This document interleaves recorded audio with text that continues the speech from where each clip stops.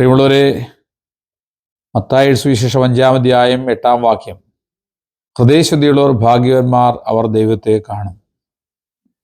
ദൈവത്തെ കാണണം എന്ന് ആഗ്രഹമുള്ളവർക്ക് നിശ്ചയമായിട്ടും കാണാൻ ഈ തിരുവചനം നമ്മളെ ബോധ്യപ്പെടുത്തുന്നു, നമ്മൾക്ക് ഉറപ്പ് തരുന്നു. നമുക്ക് ഏതെല്ലാം വിഷയത്തിലാണ് ദൈവത്തെ കാണേണ്ടത്?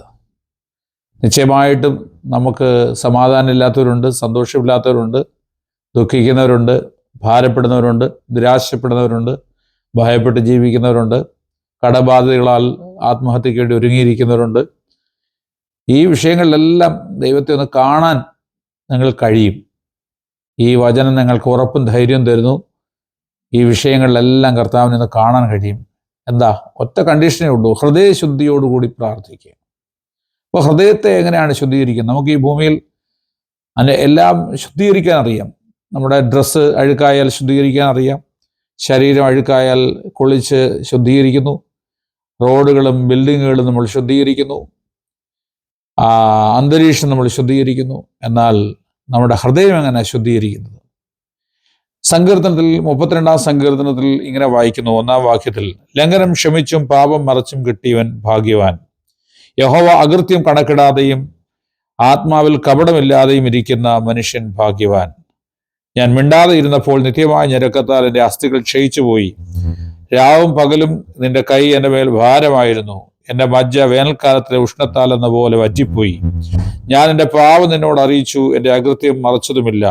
എൻ്റെ ലംഘനങ്ങളെ യഹോവയോട് ഏറ്റുപറയുമെന്ന് ഞാൻ പറഞ്ഞു. അപ്പോൾ നീ എൻ്റെ പാപത്തിൻ്റെ കുറ്റം ക്ഷമിച്ചു തന്നു.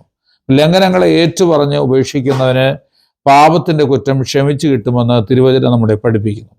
നമ്മുടെ ജീവിതത്തിൽ ഹൃദയത്തും കൊണ്ട് വന്നുപോയ, ശരീരം കൊണ്ട് ചെയ്തു പോയ തെറ്റുകുറ്റങ്ങളെയും പാപങ്ങളെയും ദൈവത്തോട് ഏറ്റുപറയുന്നെങ്കിൽ നമ്മുടെ ഹൃദയത്തെ വിശുദ്ധീകരിച്ച്, നമ്മുടെ യെശയ്യാവ് തൻ്റെ പ്രവചനത്തിൽ ഇങ്ങനെ പറയുന്നു, നമ്മുടെ പാപങ്ങൾ എത്ര കടുംചുവപ്പായിരുന്നാലും ഹിമം പോലെ വെളുപ്പിക്കാമെന്ന് കർത്താവ് വാഗ്ദത്തം ചെയ്തു.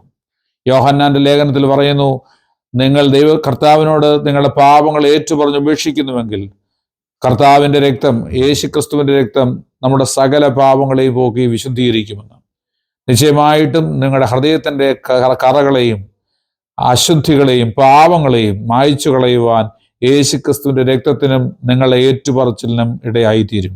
ആയതിനാൽ ഹൃദയം കൊണ്ട് നിശ്ചയമായിട്ടും ഏറ്റുപറയുക, യേശുക്രിസ്തുവിൻ്റെ രക്തത്തിൽ ആശ്രയിക്കുക. അപ്പോൾ കർത്താവ് നമ്മുടെ ഹൃദയങ്ങളെ ശുദ്ധീകരിക്കുകയും നാം പ്രാർത്ഥിക്കുന്ന വിഷയങ്ങൾക്ക് നിശ്ചയമായിട്ടും മറുപടി ലഭിക്കുകയും ചെയ്യും. ഇന്ന് എന്നെ കേൾക്കുന്നവരോട് പരിശുദ്ധാത്മാവ് പറയുന്ന ശക്തമായൊരു സന്ദേശമുണ്ട്. ഹല്ലേലൂയ! നിങ്ങളുടെ ഹൃദയം ശുദ്ധീകരിച്ചുകൊണ്ട് നിങ്ങൾ ഈ ദിവസങ്ങൾ പ്രാർത്ഥനയിൽ എന്ത് യാചിച്ചാലും കർത്താവ് നിങ്ങൾക്ക് നൽകിത്തരുമെന്ന് യോഹന്നാന്റെ സുവിശേഷത്തിൽ രേഖപ്പെടുത്തിയിരിക്കുന്നു. ആയതിനാൽ കർത്താവിനോട് പറയേണ്ട കാര്യങ്ങൾ ഏറ്റുപറയുക. മനുഷ്യരോട് ചെയ്ത പാപങ്ങൾ, മനുഷ്യരോട് ചെയ്ത തെറ്റുകൾ മനുഷ്യരോട് ഏറ്റുപറയുക. ദൈവത്തോട് ചെയ്ത തെറ്റുകൾ ദൈവത്തോട് ഏറ്റുപറയുക. അങ്ങനെ നാം ചെയ്യുമ്പോൾ നിശ്ചയമായിട്ടും ദൈവത്തിൻ്റെ അത്ഭുതകരം നമ്മുടെ മറുപടികളെ തടസ്സമായിരിക്കുന്ന വിഷയങ്ങളുടെ മുഖത്ത് ദൈവത്തിൻ്റെ അനുകൂലമായ കരങ്ങൾ കാണുവാനിടയായിത്തീരും. നിശ്ചയമായിട്ടും ദൈവം നിങ്ങളെ അനുഗ്രഹിക്കുമാറാകട്ടെ. യേശുവിൻ്റെ നാമത്തിൽ ഈ വചനം കേട്ട എല്ലാവരുടെ മേലും ദൈവത്തിൻ്റെ അത്ഭുതകരം നീട്ടപ്പെടുകയും കർത്താവിനോടുള്ള പാപക്ഷമയ്ക്ക് വേണ്ടി പ്രാർത്ഥിച്ച് കർത്താവിനെ കാണാൻ ഇടയായിത്തീരുകയും ചെയ്യട്ടെ. ആത്മാർത്ഥമായി പ്രാർത്ഥിക്കുന്നു യേശുവിൻ്റെ നാമത്തിൽ തന്നെ. ആമേൻ.